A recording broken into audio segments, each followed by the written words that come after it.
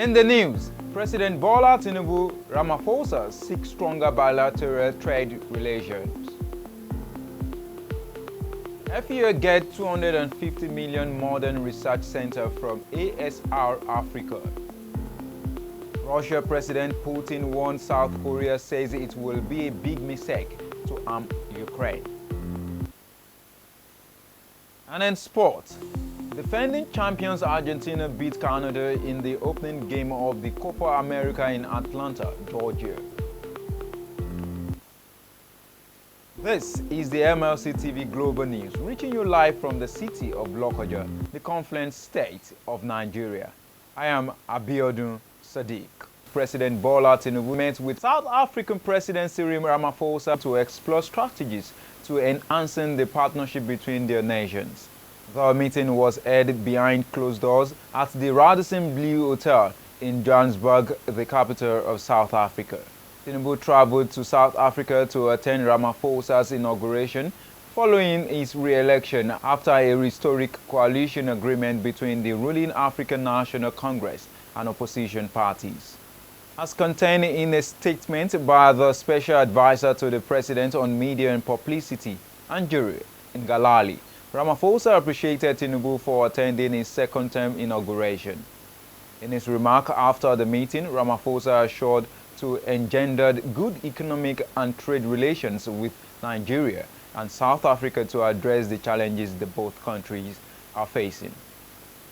President Tinubu noted that President Ramaphosa's inauguration speech captured most of the challenges faced by African countries and the need for more collaboration among leaders and citizens to provide solutions. Kogi State Governor Ahmed Usman Ododo has disclosed the next plan of action by ensuring all erosion-affected communities will be catered for. The governor, in his speech during the launch of the first phase of the Akresa Farmers Intervention Program in Government House, Lokoja, assured the people of his administration not to disappoint them. He reaffirmed that all affected households during the rehabilitation of affected land shall be compensated. Efforts are also in top gear to reclaim some of our vast land from gully erosion, which has led to terrible degradation. The contract for gully reclamation and rehabilitation work of contract of Etahi in Okene, Omigo in Kaba, Budu, and Olubo Ojo in Ampa have been signed, and the much needed machineries have been put in place for the commencement of civil work, while contractors are mobilizing to site. It is our belief that in no distant time, the communities mentioned above will be liberated from the menace and dangers associated with gully erosion. We are aware that people, properties, and critical infrastructure will be affected during this all-important intervention, so we shall ensure that those who will be affected will be adequately compensated through the resettlement action plan. I understand that the relevant data have been captured by our stakeholders. The state's project coordinator, Akresa Ladi Jato, said the agency's responsibility are enormous and seek to ensure gully erosions across the state are permanently rehabilitated to serve the people positively. The Kogi State Akresa project is working on restoring degraded land through its reforestation and general tree planting revolution that is ongoing. These activities is also in line with the federal government intention and determination to restore 4 million hectares of land by 2030. Kogi Akresa has so far covered about 70 hectares, and plans are underway to do more. Another good news is His Excellency, my boss, a friend to the environment, has mobilized contractors to sites for the 3 gully erosion sites in Ampa, Kaba, and Okene. This time around, it's not going to be like Newmar. We're not just going to address the gully erosion, but we will also harvest the water from the upper catchment in a way that households can use it for dry season farming as well as domestic use. The essence of this is to reduce the runoff that goes to the downstream. The Commissioner for Environment, Joseph Oluwasegun, also commended the initiative and described it as timely. His Excellency Alhaji Ahmed Ododo is deeply committed to the growth and the prosperity of our communities, which is why he has taken a personal interest in these initiatives.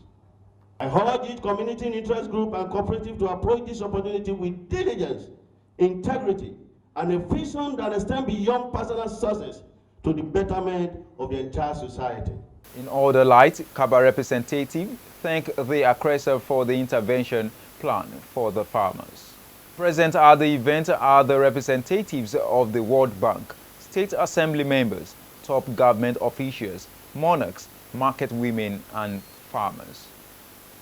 The Deputy Governor of Kogi State, Joel Oyibo Salifu, will also double as the Chairman, State Emergency Management Agency, has called on critical stakeholders in flood disaster management to intensify efforts aimed at sensitizing and mitigating the impending flood, as predicted by Nigerian Meteorological Agency, NIMET.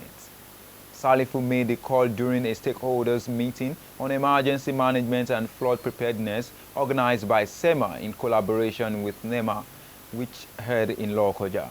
Salifu noted that perennial flooding has posed grave threat to 9 local government areas in Kogi State, stressing that it is high time for stakeholders to come together and develop a proactive strategy for the purpose of mitigating flood disasters in the state, while noting that the government alone cannot effectively address the challenges posed by the flood disaster in Kogi State.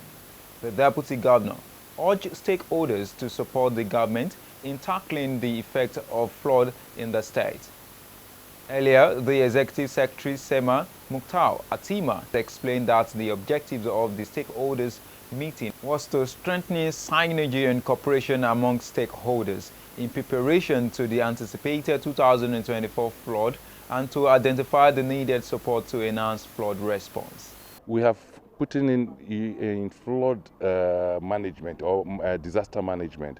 We have what we call pre, during, and after.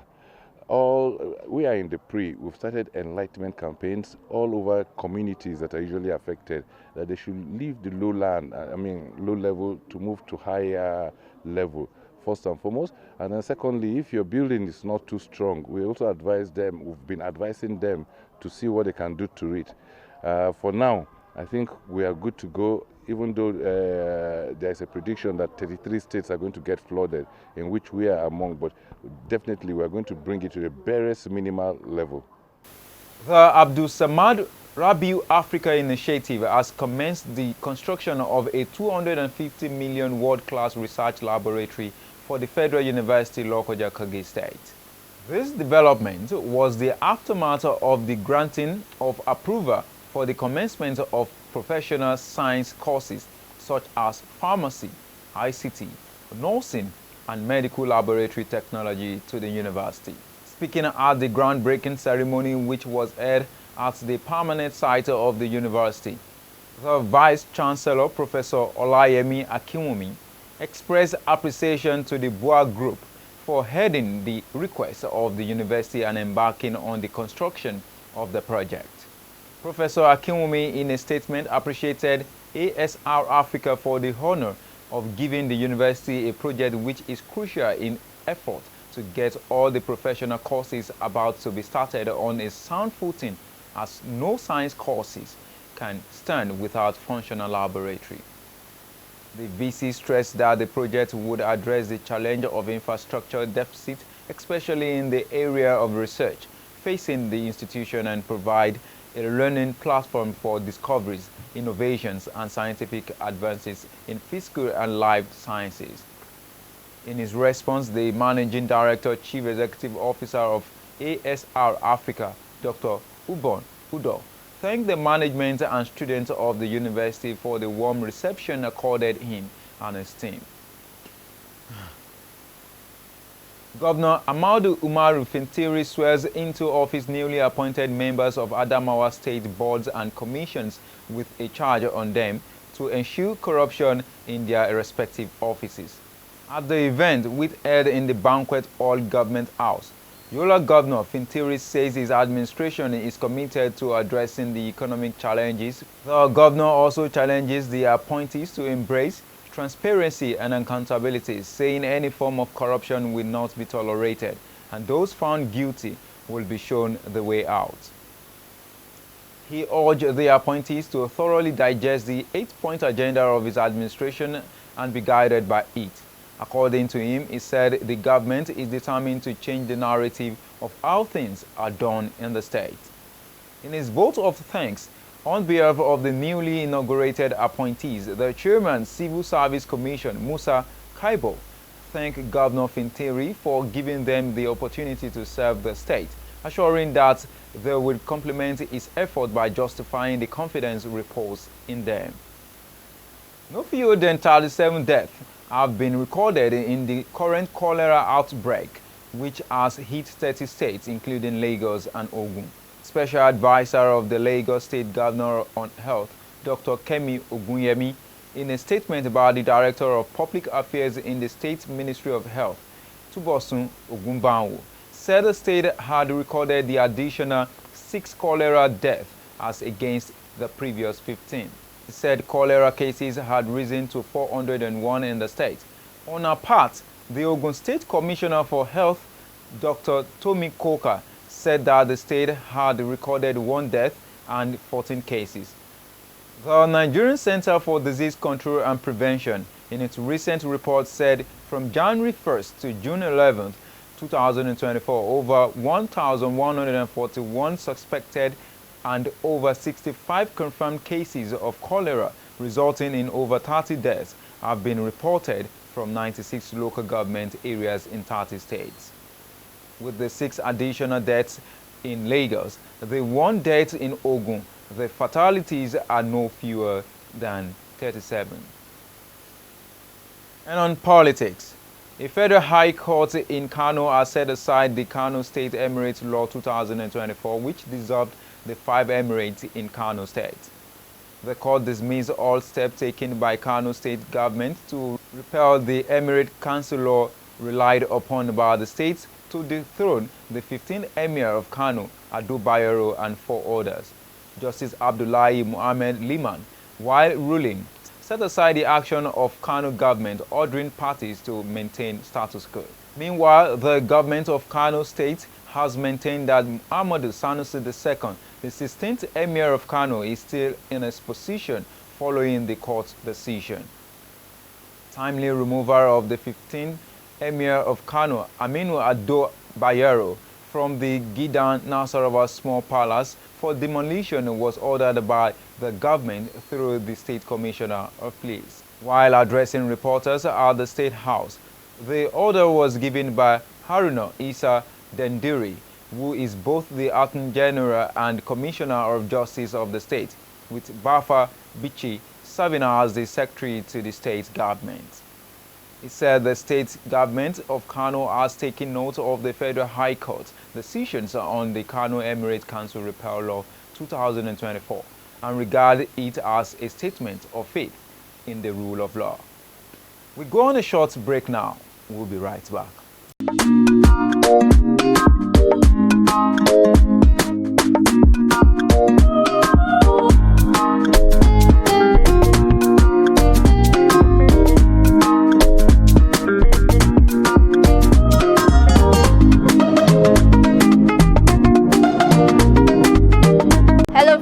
My name is Suleiman Rahama. I came here to acquire a skill at background communication, which is cinematography and ENG editing. I would like to urge you guys at home to come here to learn skill because it's not just something that you just learn and that's it at home. It's something that's going to benefit you in the future. So this time of mine, I hope I'm able to encourage you to come and learn this skill. Thank you for your time.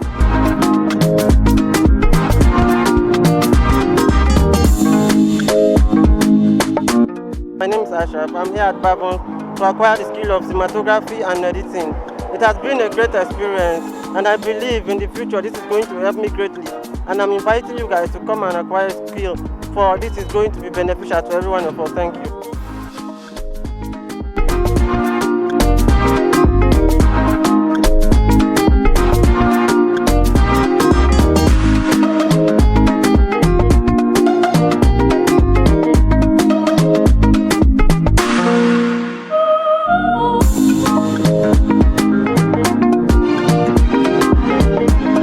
me introduce you to the CEO of Bavon Communication. Hello, I am Avoy Nwogu. I hope you people are coping. These are students of Bavon Communication and they've been learning on the ENG editing and cinematography. And I'm sure you people are coping very well. I hope your facilitator is teaching you people. Yes, ma. You guys very well. What am I expecting after the training? Don't worry, I'm expecting a good result. Wow, good editors and cinematographer. Your name? Narejima. What are you studying? Cinematography and EMG editing. Oh, beautiful. Suleiman Mohammed. I'm studying cinematography and EMG editing. Wow, and you? My name is Suleiman Rahama. I'm studying cinematography and ENG editing. Wow. We are enjoying what we are getting from here. God bless you. So my people, this training is not going to stop here. It's going to be every quarter. So watch out for the next quarter in the month of June, right? So please, and bring your children. If your children just finished secondary school, bring them, let them have something to hold on to before they even go to university. Even after the university, they can use this one to make money, good money for themselves. See ya. Thank you for that. Bavon Communication Limited is an organized 2-week training that helps students to learn and acquire cinematography and ENG video editing.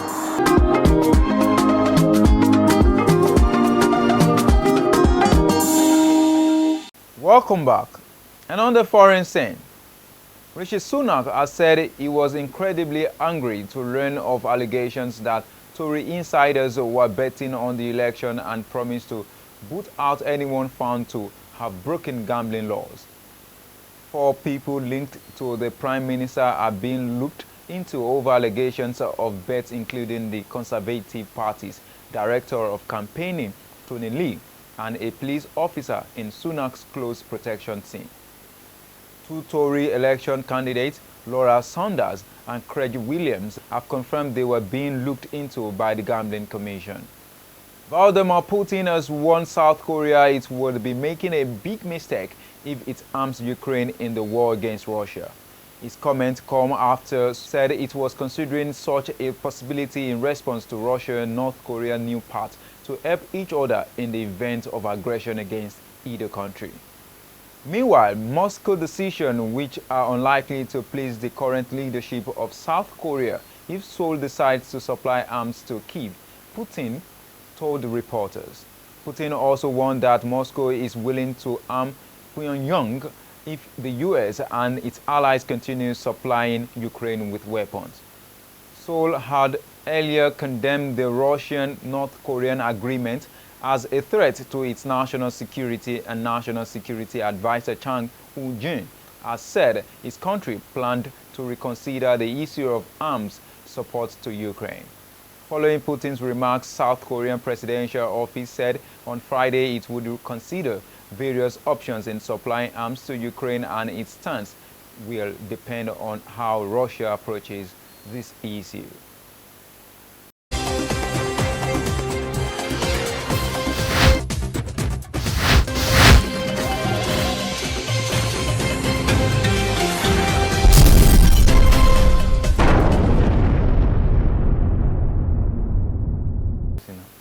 African Games silver medalist Fatima Bello is through to the second round of the ongoing WTT Contender Lagos after defeating compatriot Ofang Edem 3-2 in 5 thrilling sets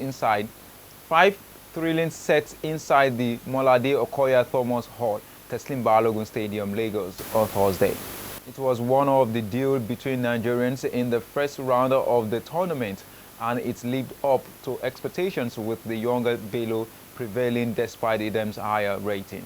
The Mitrij, the #1 seed, faced a tough challenge from South Korean Kim Min-woo, but emerged victorious with a 3-0 win, securing a spot in the second round.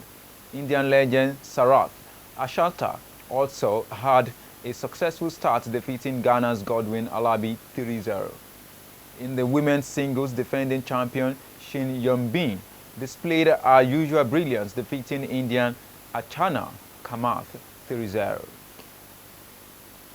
England had struggled to show their credentials to win Euro 2024 in a 1-1 draw with Denmark that left them with work to do to reach the last 16, while Spain defeated Italy to reach the knockout stages on Thursday.